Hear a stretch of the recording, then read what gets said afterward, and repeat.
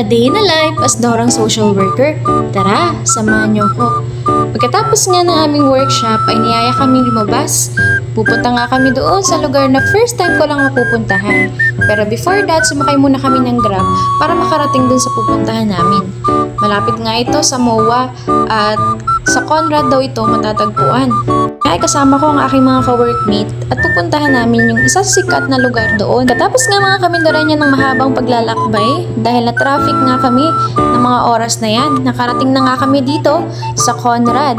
Dito matatagpuan yung aming bibisitahing isa sa sikat na dinadayo ng mga tao ngayon. Ito nga yung Space and Time. Pero bago yun, marami pang nakapila kaya pumunta muna kami sa isang coffee shop para maghintay na rin. Alas 9 pa nga yung slot na pinareserve ng aming bossing para makapasok kami dito. Kaya naman, nagala-gala muna kami sa taas at baba ng mall na ito. Dito nga mga kamindarenya ay nakahanap kami ng isang coffee shop. Natatambay muna kami para na rin makahintay kami ng maayos. Mas okay na nga ito kaysa maghintay ka doong nakatayo dahil 9 pa naman yung aming slot. Karating nga kami dito ng around 8 na dahil na rin sa traffic. Dito nga, habang naghihintay ay nag-order na rin yung mga kasama ko. Pero ako ay hindi muna dahil hindi pa naman ako nagugutom. After nga ng mahabang paghihintay ay time na rin namin kaya papasok na kami dito sa Space and Time. Dito nga, unang bubungad sa'yo ang napakadaming LED lights na makikita. Ito, napakaganda niya. Ito nga sa unang spot ay para siyang mga planeta na mamamangha ka sa sobrang ganda kasi may iba't ibang mga kulay ito. Dito naman mga kamindorenya ay makikita mo yung iba't ibang mga sea creatures at mamamangha ka rin sa style na to. Ito nga rin mga kamindorenya ay may experience mo kung ano yung feeling kapag nasa ilalim ka ng pool. Medyo nakakahilo nga lang ito mga kamindorenya dahil gumagalaw talaga yung tubig sa itaas. At ito naman, ang mga ilaw na medyo nakakahilo, ngunit sulit naman. Nag-enjoy nga kami dito at nakakatuwang panoorin kahit medyo nakakahilo na yung dami ng ilaw. Ayan nga oh, mukhang nag-enjoy ang lola nyo. Ito naman mga kamindorenya, sa part na ito, ay mag-enjoy ka sa iba't ibang mga designs na ipinapakita. Minsan, mafe-feel mo na nasa universe ka dahil nga iba't ibang mga kulay ang nasa itaas mo at makikita mo. Nakaka-enjoy nga ito at nakakawala ng problema dahil para kang nasa ibang lugar kahit nandito ka lang sa Pilipinas. Eto pa oh, di ba napakaganda? Hindi ko nga alam kung anong concept ito pero napakaganda rin ng style. Feeling mo nga ay bumabagsak siya sa'yo kahit hindi naman.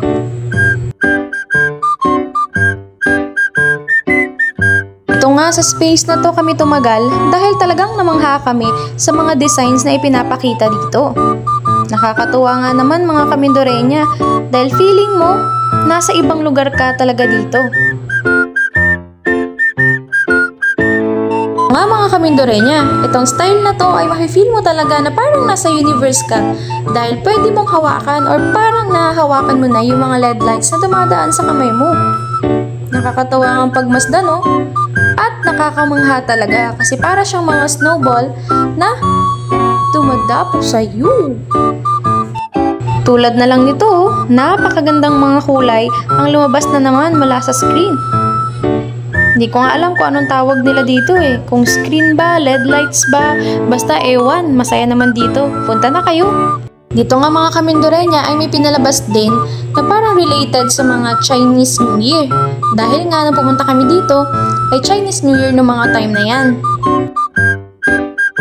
Sobrang enjoy ko nga mga kamindorenya ay para akong batang nakawala sa lungga. Sobrang enjoy ko at saya dahil para ako bumabalik sa pagkabata. Yung ine-enjoy mo lang yung oras at panahon mo, no? Yung magiging masaya ka sa mga design sa paligid at parang nalilimutan mo na rin yung mga pagod at problema mo sa buhay. Wow, ang drama nun ah. At ito nga ang isa sa mga pinaka-favorite part ko, no? Nung makita ko yung mga spaceships na parang sasakyan ng mga alien. Kaya sabi ko na nga lang oh, parang gusto ko na dito manatili dahil ayaw ko na sa Earth. Kayo din ba? Ayaw nyo na sa Earth? Tara na dito mga kamindorenya, dito sa universe, sa spaceship, walang chismosa. Lumabas din pala yung mga naglalakihang dinosaur. At dito mafe-feel mo talaga na parang totoo sila dahil sobrang lalaki at lumilipad. Lumabas din nga yung parang si Tyrannosaurus Rex. I'm not sure, pero parang gano'n na nga. Napakadami nga ditong dinosaur, oh. At matatakot ka din dahil sobrang lalaki nila. Pero huwag kayong mag-alala dahil hindi naman yan totoo. Tatakutin lang kayo, pero maa-amaze ka pa rin dahil parang totoo talaga yung mga senaryo na makikita mo dito.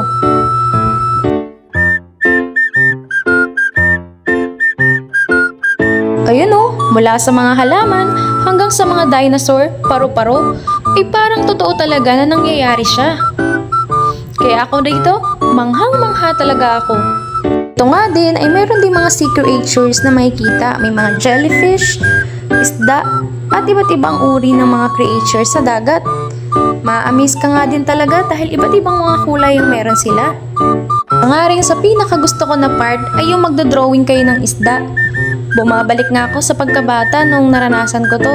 Dito nga ay magdodrawing kayo, ay magkukulay kayo ng mga isda at ang gagawin nyo lang, i-scan nyo at after nun, makikita mo na yung pinaghirapan yung kulayan na isda doon sa screen.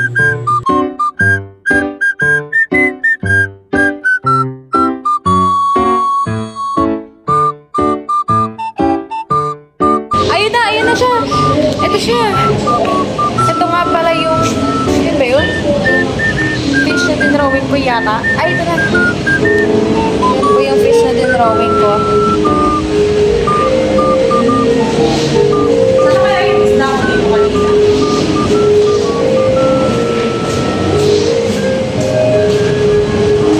Dito naman sa part na to, hindi lang bata ang pwedeng mag-enjoy, pati na rin ang mga feeling bata.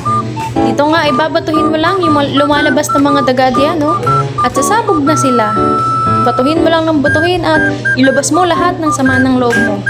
Matutuwa ka dito. High-tech, no? Nakakatuwang panoorin. Dito nga ako. Yan, pwede ka rin mangbato ng mga aliens. Dito naman sa part na to ay parang kang nakasakay sa train. Dahil yan, no, makikita mo yung mga puno, yung daan, na para talaga siyang tunay na lumalakad or umaandar. Kaya parang ma-feel mo na rin na nasa train ka. Experience ko nga din dito yung gera. Kung saan pinatatamaan na tayo ng iba't ibang mga bala tulad ng naglalakihang mga bato. Kaya sa mga naghahanap dyan ng exciting adventure, dito na kayo pumunta sa Space and Time. At talaga namang sulit ang inyong experience. Yun muna, paalam!